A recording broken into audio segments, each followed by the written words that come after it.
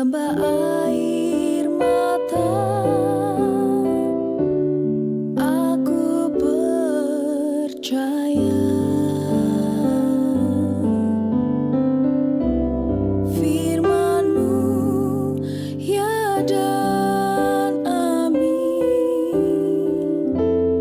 Aku percaya kemenangan sudah Kau jamin. Aku percaya. Shalom saudara, selamat pagi. Bagaimana kabarnya di pagi ini? Semuanya sehat? Ada sukacita? Haleluya. Mari kita berdoa, memohon berkat ketika firman Tuhan disampaikan, supaya dengan demikian kita dikuatkan oleh firman ini. Kita berdoa bersama. Ya Tuhan, kami rindu mendengar suara Tuhan disampaikan kepada kami lewat renungan pagi ini. Kami siap menerima firman, bahkan perintah apa yang ada di dalamnya kami mau lakukan dengan segenap hati. Dalam nama Tuhan Yesus, haleluya, amin. Tema firman pada pagi hari ini yaitu ingin punya raja. Terambil dari 1 Samuel 8 ayat 6. Waktu mereka berkata, berikanlah kepada kami seorang raja untuk memerintah kami. Perkataan itu mengesalkan Samuel, maka berdoalah Samuel kepada Tuhan. Nah saudara, setiap negara atau kerajaan lazimnya mempunyai kepala negara atau raja yang memimpin. Tidaklah mengherankan bila hal itu juga dirasakan oleh bangsa Israel. Mereka merasakan ada yang kurang bila bangsanya tidak mempunyai raja. Apalagi saat itu mereka telah kehilangan figur seorang pemimpin yang hebat dan diurapi Tuhan, yaitu Samuel yang sudah sangat tua sekali. Memang kemudian anak-anak Samuel menggantikan ayahnya. Namun mereka tidak memiliki kualitas hidup sebagai seorang pemimpin yang baik. Bahkan mereka melakukan perbuatan-perbuatan yang tidak pantas dan menyimpang dari firman Tuhan. 1 Samuel 8 ayat 1 sampai 3 berbunyi demikian. Diangkatnyalah anak-anaknya laki-laki menjadi hakim atas orang Israel. Namun anaknya yang sulung ialah Yoel, dan nama anaknya yang kedua ialah Abia. Keduanya menjadi hakim di Beersheba. Tetapi anak-anaknya itu tidak hidup seperti ayahnya. Mereka mengejar laba, menerima suap, dan memutarbalikkan keadilan. Nah saudara, jadi bangsa Israel mengalami krisis kepemimpinan. Maka dari itu, bangsa Israel menghendaki seorang raja. Dan ini adalah permohonan secara nasional.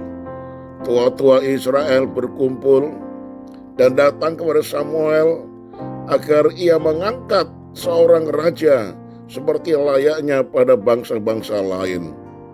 Sesungguhnya selama ini saudara, yang menjadi pemimpin atas mereka adalah Tuhan Allah sendiri. Allah telah menuntun mereka dari negeri Mesir sampai saat sebelum mereka meminta seorang raja. Allah lah yang menjadi raja atas mereka. Nah saudara, tetapi kini mereka hendak memilih manusia untuk menggantikan posisi Allah sebagai raja, sebagai Tuhan mereka. Sebenarnya Allah akan terus memerintah atas Israel sampai janjinya dikenapi, yaitu dibangkitkanlah seorang raja dari keturunan Yehuda, seperti tertulis, tongkat kerajaan tidak akan beranjak dari Yehuda, maupun lambang pemerintahan dari antara kakinya, sampai dia datang yang berhak atasnya, maka kepadanya akan takluk bangsa-bangsa. Nah, saudaraku yang kekasih, itu Kejadian 49 ayat 10. Jadi sebenarnya Allah telah mempersiapkan seorang raja, tetapi bangsa Israel kurang sabar itu dan terburu-buru, walaupun akhirnya dikabulkan. Nah, saudara boleh baca 1 Samuel 8 ayat 22.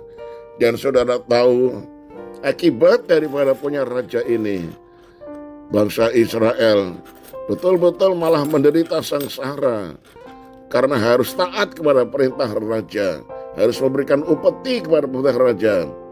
Nah, kalau rajanya tidak takut kepada Tuhan, kalau rajanya tidak menyembah kepada Tuhan Allah, tapi kepada berhala-berhala orang-orang kafir, bagaimana?